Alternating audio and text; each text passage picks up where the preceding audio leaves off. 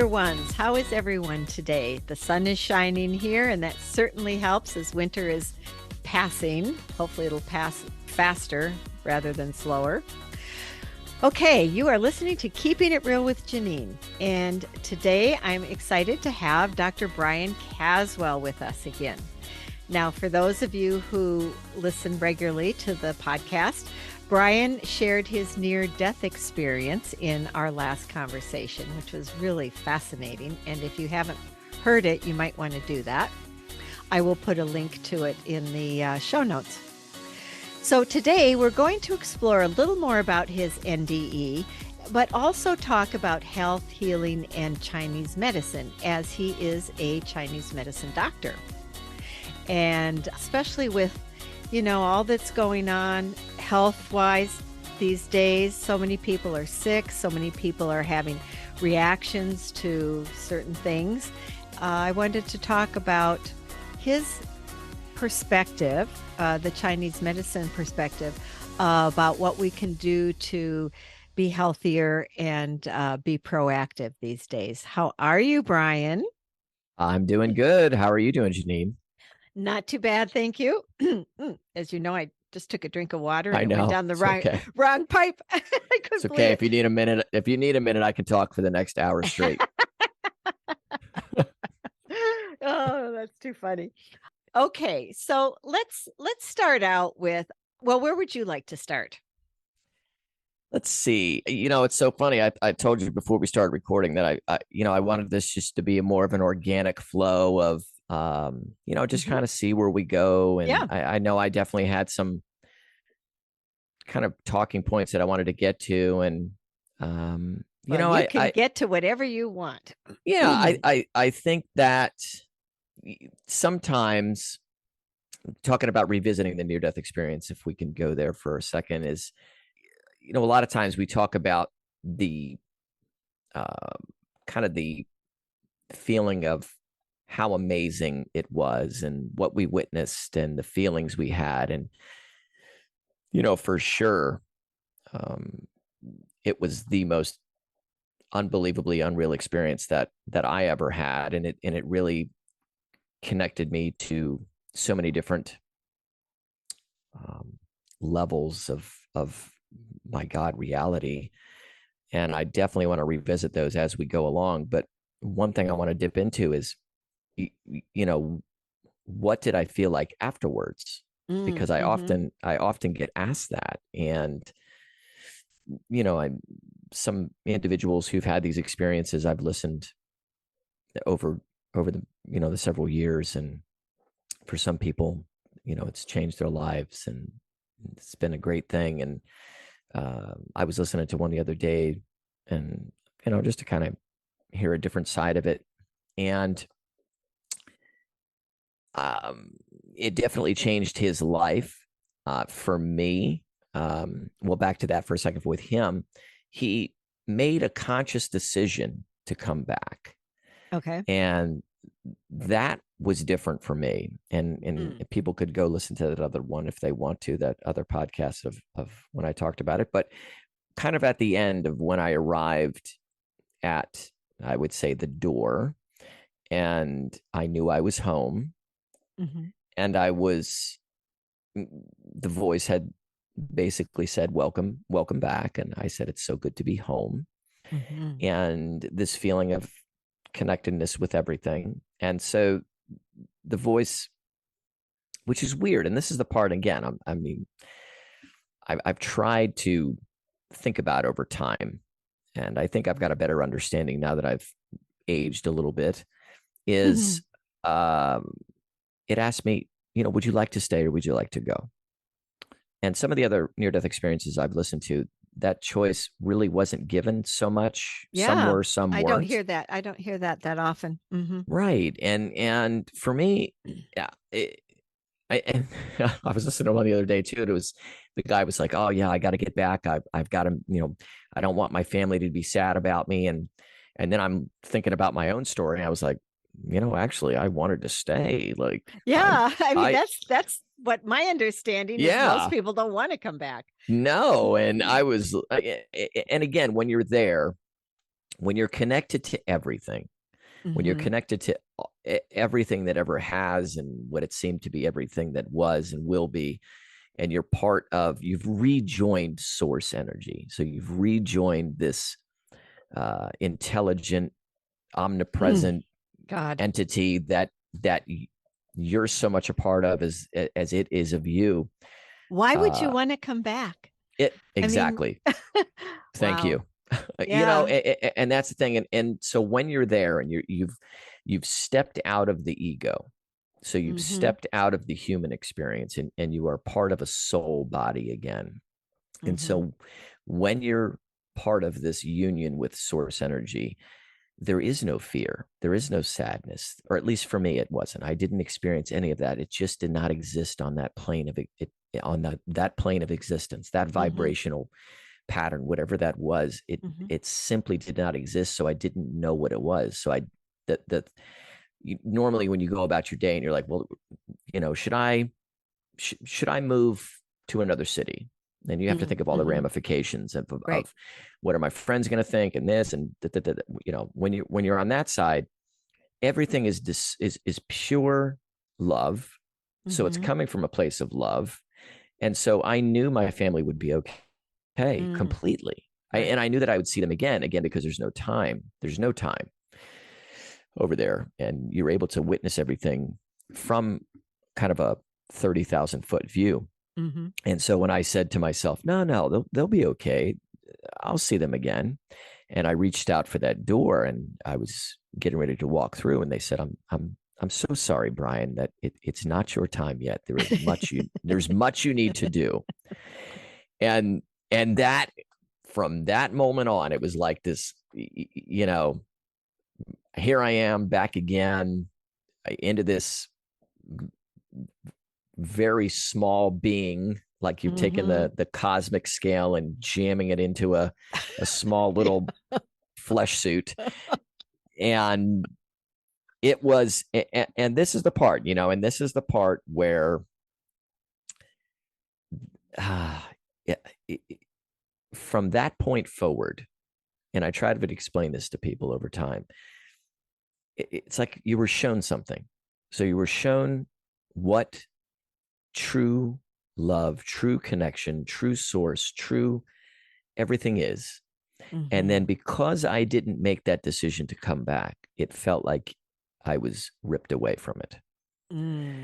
And so what followed was a kind of a walk through life from a perspective of, okay, I know this is an illusion.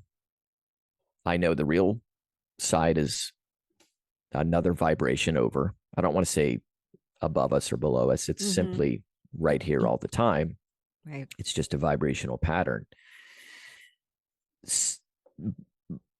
And people are like, well, were you suicidal? No, it wasn't that. I mean, I didn't want to do anything. I didn't want to rush to get to the other side. It was just like the zest for, I think, what everyone else was kind of chasing wasn't there for me. Like, material meant nothing. A bigger car or nicer clothes or anything, nothing like that meant really much of anything. So it was many years of that. And I think just a lot of going into self-reflection and again, I think it served me well moving forward now that I think about it. But still, I just wanted to touch upon that it, for a lot of us who've experienced this, it's not always so good coming back, Well, Brian, I wanted to ask you, do you feel like it has made it harder for you to stay in human form on the planet? Yes.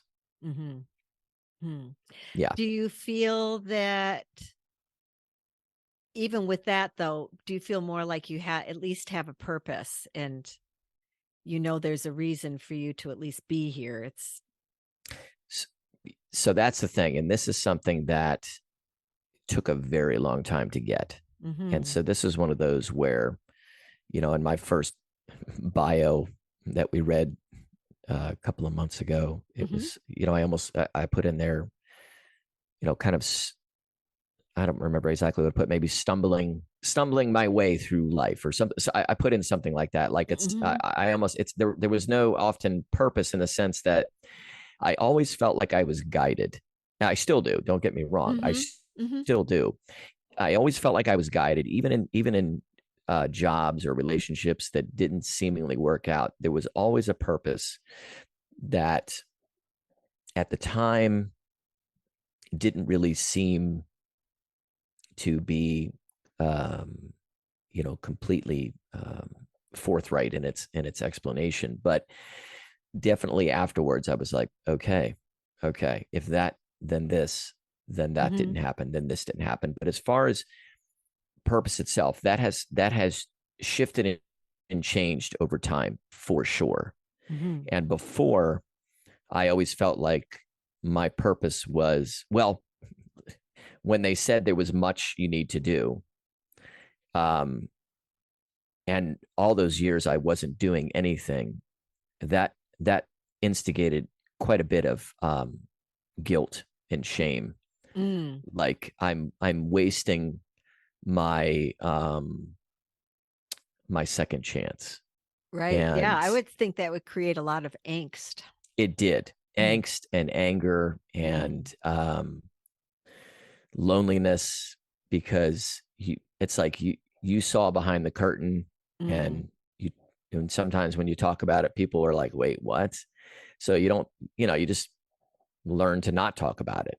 But it's like you still can't unknow what you know. Right. You know, and it's not that simple. And don't get me wrong, there was many friends and relationships over time that were very accepting in the sense of you know, that experience. But again, it wasn't a, you know, a pinnacle point of our relationships or my friendships over time. It's just something like, oh yeah, that's something that happened and blah blah blah. But the overriding factor was, well, by God, if I was sent back, then I need to be doing something awesome, and I am a car salesman. Like, you know, not that there's anything wrong with selling cars, because I did that for a little while and I learned amazing lessons. But you know what I mean? And I'm not trying to take away positions or jobs like that by any stroke of the means, but it's one of those, like, okay, come on, like what's the real purpose here, guys? Like what's the real deal? And when that one led to another position and another, it always felt like, but here's the thing, and again, I've thought about it over time. It wasn't so much the jobs as it was the people and the interactions and the experiences of the job.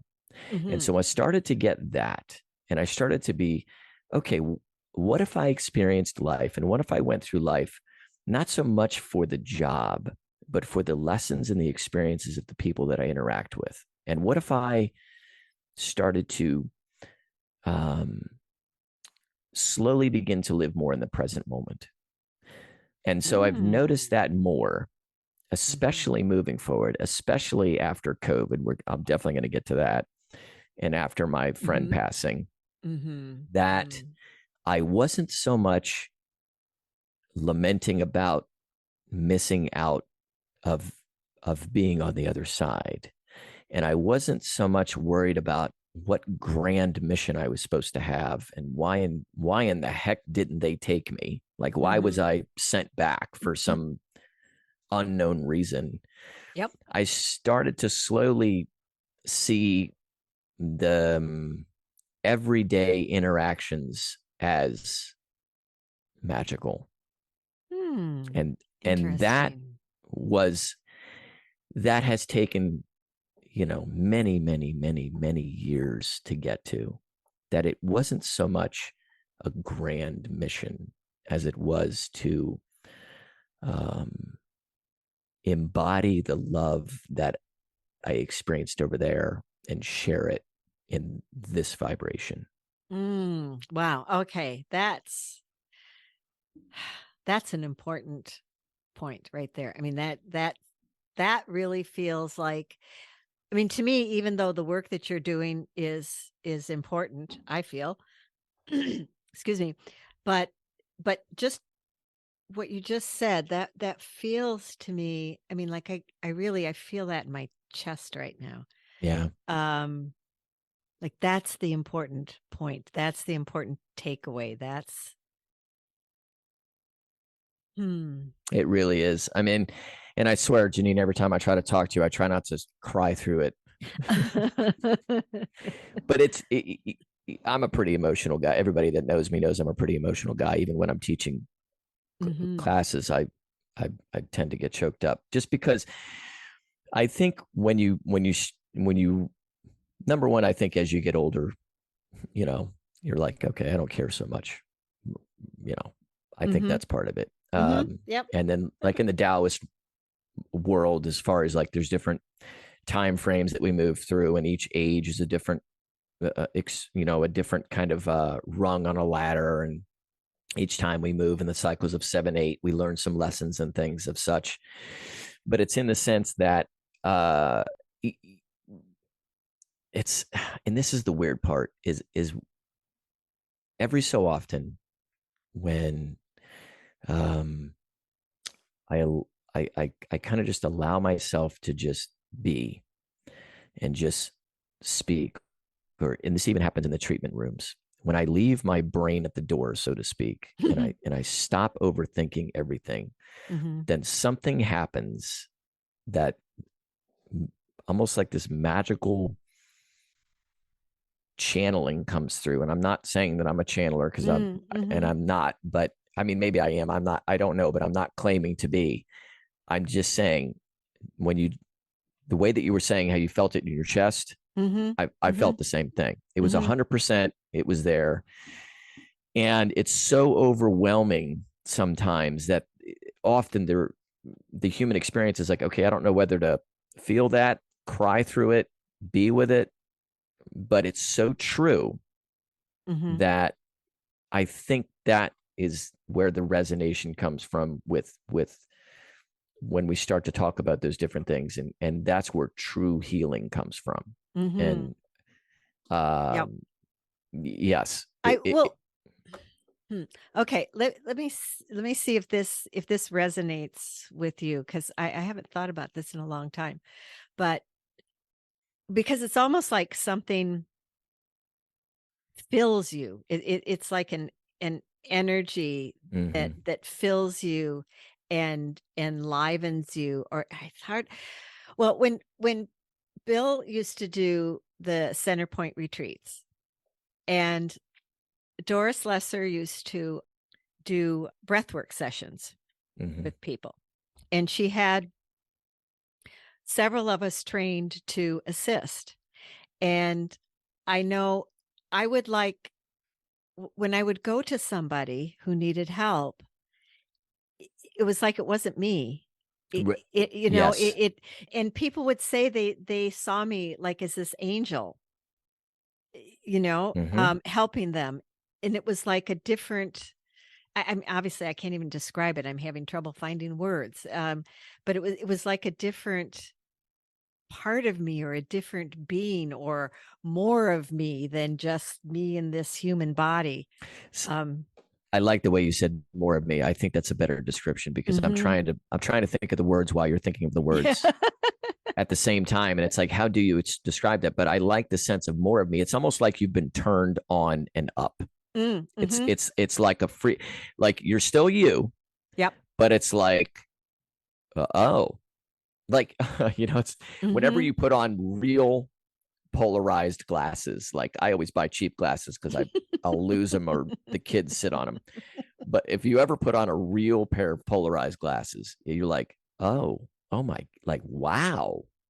Mhm. It's kind of like tuning up. It's Yep. like this. Everything gets really clear, every focused, and you're able to talk and move. What's so funny is sometimes when I'll do a treatment like that, or sometimes a treatment isn't even needed.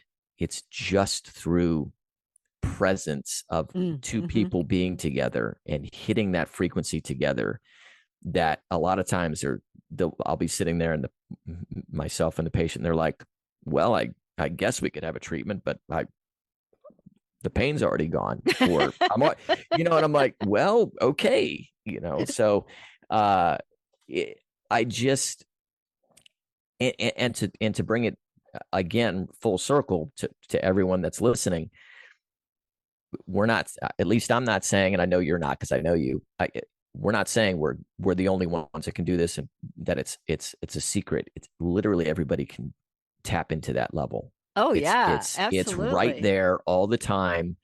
And when you're able to elevate your vibrational body, that part of it, then you're able to access it. And the beautiful thing is, excuse me, when you start accessing it to help and give to other people, it multiplies tenfold. And that's the part that I started to figure out. I was like, wait a minute now, this coming back isn't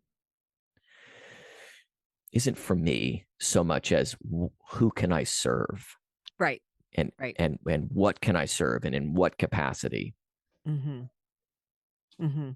And well, it's funny because you just reminded me of something when you were talking about just being in the presence of another. And this hasn't happened to me for a long time, but when I was a part of Matrix Energetics regularly, and on the volunteer staff with Richard Bartlett, I know I used to just be standing next to people. It was like holding that state most of the time. I think I was in that state because people would shift and they'd go, oh my God, what just happened? I'm like, huh? Yep.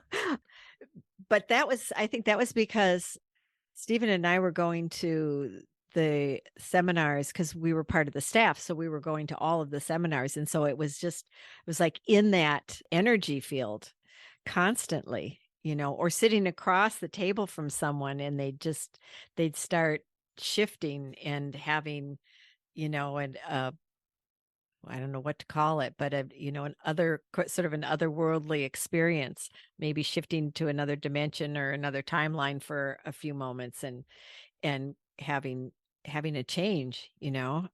These things are possible. What I wanted to ask you was, do you feel, because this is something that I feel a lot, and maybe you don't now that you've had this, that you've come to this realization, but am I doing my purpose? Am I doing what I'm here to do? And feeling like, for me, a lot of times I feel inadequate, like I'm not doing enough, like I should be doing more. What's funny is, if I was to answer this question probably last year, it would be a different, I'd be giving you a different answer, really. And so it's like, and I always let people know too. I mean, I'm completely brutally honest in the sense that, trust me, I don't even know how I got to some of the things I've done in life. It's it's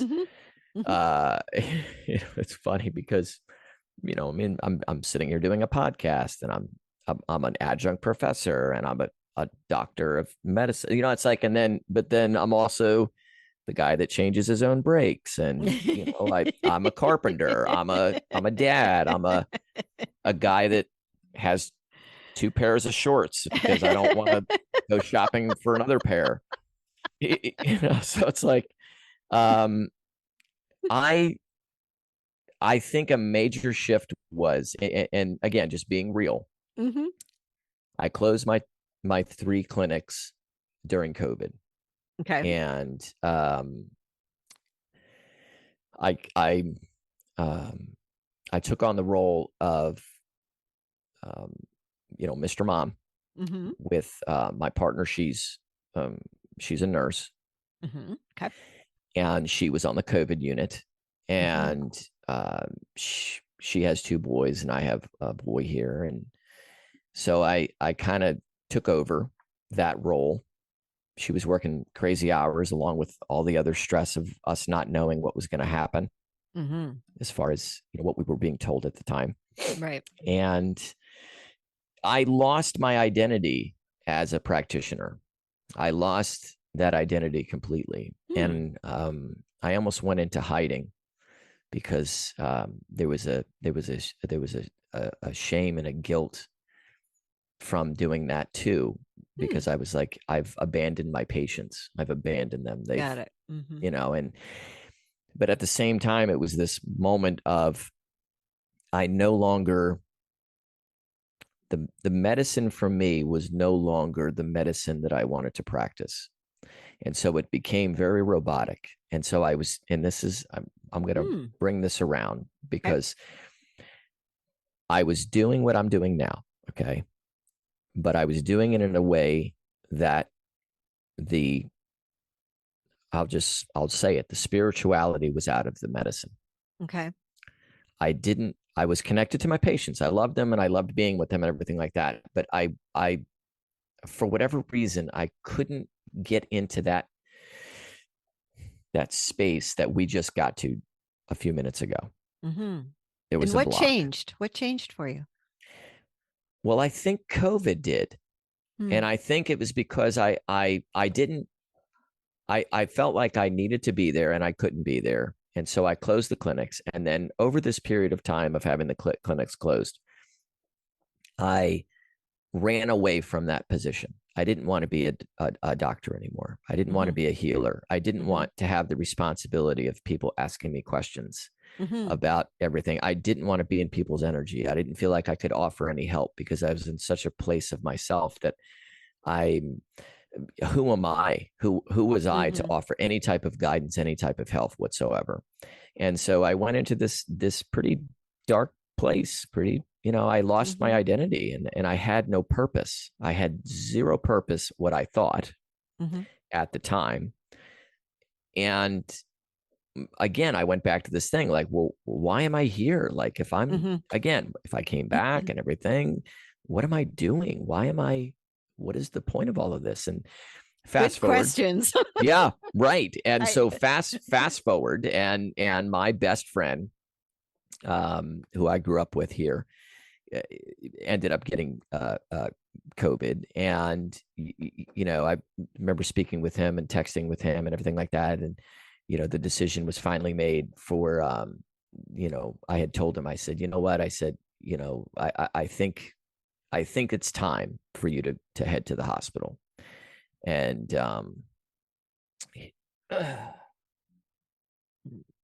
sorry. It's okay. Take your time. That was, I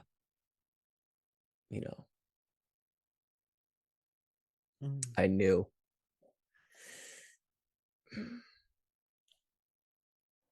I knew that was going to be probably it. And so, yeah. And a lot of people listening, we've lost a lot. And not just people, we've lost a lot of, I think, our humanity. Yes.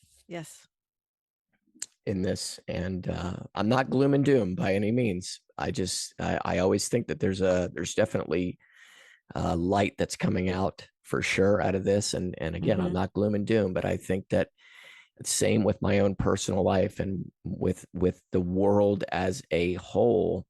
We've had to go into the dark night of the soul to find out what we're really made out of. Right. And that's really, after he passed, I had COVID at the same time. And my girlfriend and I were laying in bed and it was like, my God, it was like week 2.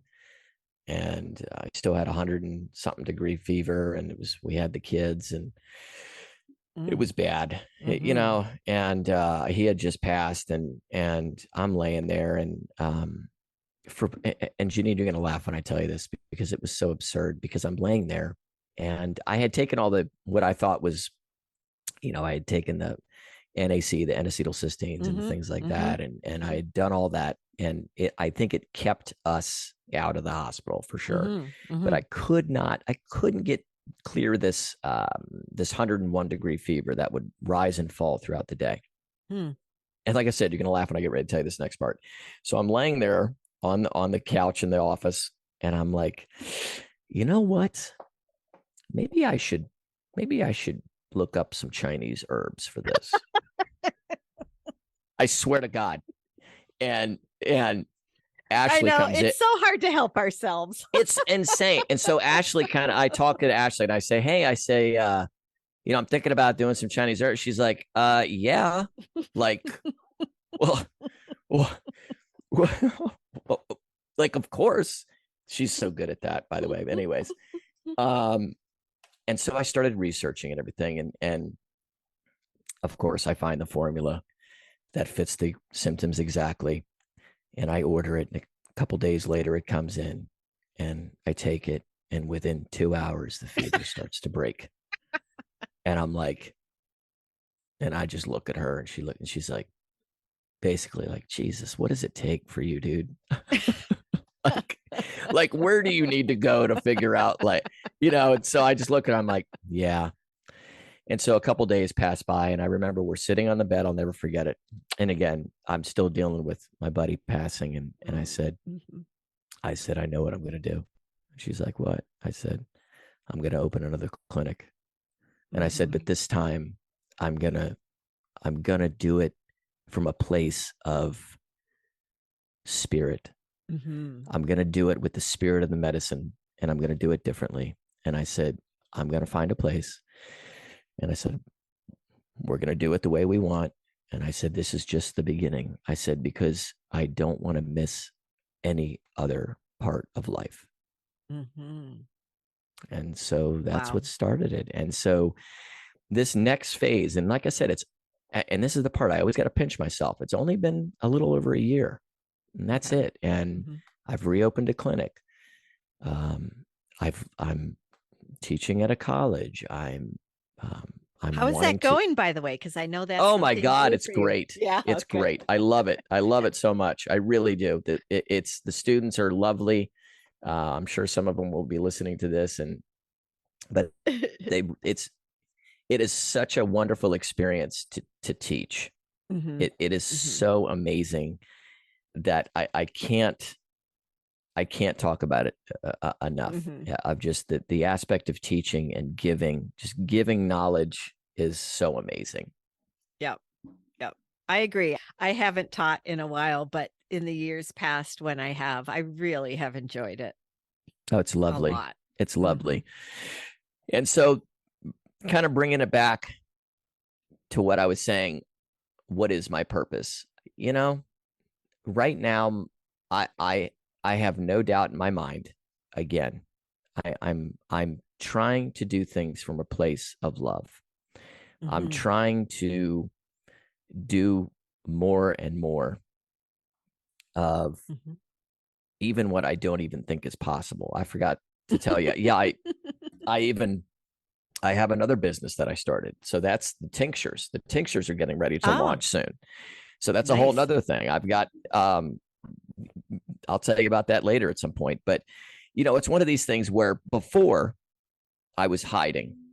I was hiding from myself. I was hiding from my friends. I was hiding from my family. I was hiding from the world. And now I feel like there's not enough that I can do. It's like this zest of life. 180. 180, totally. And so it's like, what is that? So like someone's going to say, like, they're listening to this, like, okay, well, that's cool and all, but I don't know what I'm going to do. But what I'm thinking is, and again, this is just my experience, was that I found something that made me feel the way that we just felt again a few minutes ago. Like, what is that zest? What is that spark?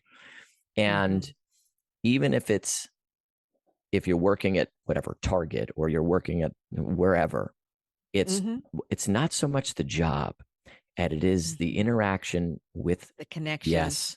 The connections are everything. They're everything. And if you enter into any position you are currently at right now, I don't care if you're making $8 an hour or $100, because some people that are making $100 or $400 are miserable. It's what are you doing in the present moment? How are you serving others? How are you truly living life? How are you, not so much the past, not so much the future, but the absolute present moment right now, and who are you interacting with, and what can you learn? I think those are pretty powerful points. Absolutely. I agree. I agree. And I think that's I think the yeah, I really do think that the point you're making is really important, because it is easy for many of us to feel like we're not doing enough, we're not, our what we're doing isn't important enough, but really it is about the connections. It is about, I know when I go into our little village, we lucky enough to have a little organic grocery store, Nice. and just going in and talking to the girls and connecting and smiling and sharing a little something, and I can tell we all feel more uplifted by the time I walk out the door. And not just because it's me, it would be anybody that's interacting in that way. But there's something about that kind of connection with other human beings, and in a way that is uplifting. Totally. And I know sometimes I'll go in feeling like shit, but whoever's working there, their frequency is higher than mine. And so they bring me up. That's one of the things that I've learned, is that it's, in general, the higher frequency brings the lower frequency up rather than the other way around. I agree. So, I agree. and even if you're just a greeter at Walmart, I mean, Right. just having someone, I try not to go into Walmart that often, but I get but it. if there's somebody there greeting with a smile on their face, it uplifts me, right? And they've done something important. See, it's very interesting, and going back to near death experience is when I crossed it, like right when I was drowning. I had that space between drowning and taking that new breath of, I was away from my body. I talked about that soul review and my life review. Right. And what was very interesting was, I'll just say it again, because why not? When I was there, I was able to relive every single moment of my life, all at one time. And I try to explain it. It's like being the size of a grain of sand inside a sphere that's whatever, 3 miles circumference. So you're able to, every pinprick of light is a television screen, right? And here you are looking at all these events flashing before your eyes, but it's almost like in the circular field of vision. But you're able to relive every moment individually. And that's the part that's very hard to explain. It's like, how can I look at these different screens, but separate myself and not only live each moment, but live each moment from the perspective and the feeling and the emotions of the other individual I was interacting with. And that right there, when I really sat with that, that took 20 years to digest. It's like, okay, that greeter at Walmart, you will remember that moment when you're passing on.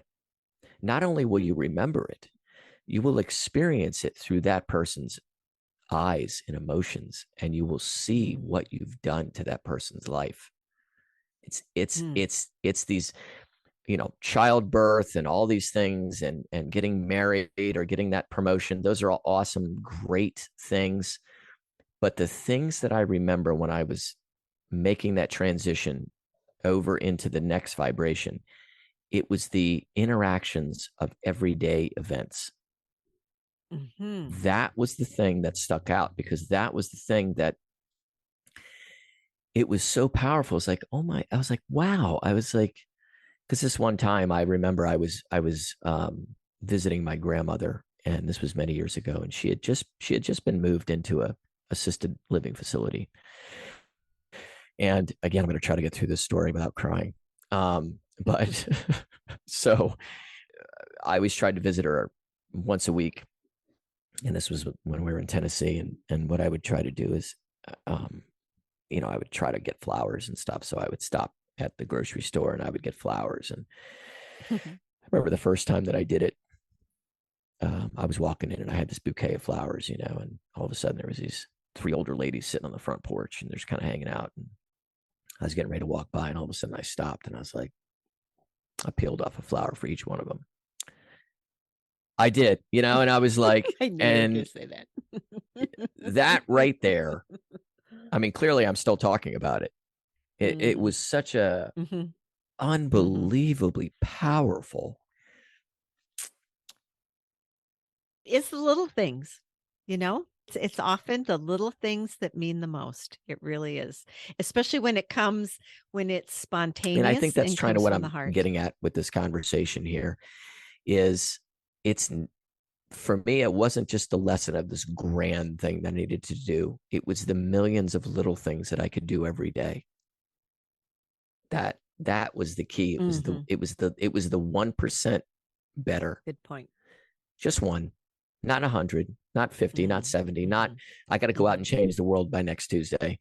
It was, what could I do when I walk out this door? I close my office, I get in my car, and I'm driving. What could I do then? What am I thinking about? How am I reacting? When I walk into a store and someone's behind the counter, do I treat them with respect? Do I literally look them in the eye? That's how I'm living my life now. Do I do it? Am I perfect all the time? No. I mean, come on. But I'm trying desperately to really meet people where they're at an experience. Yes, that's it. That right there. Excellent.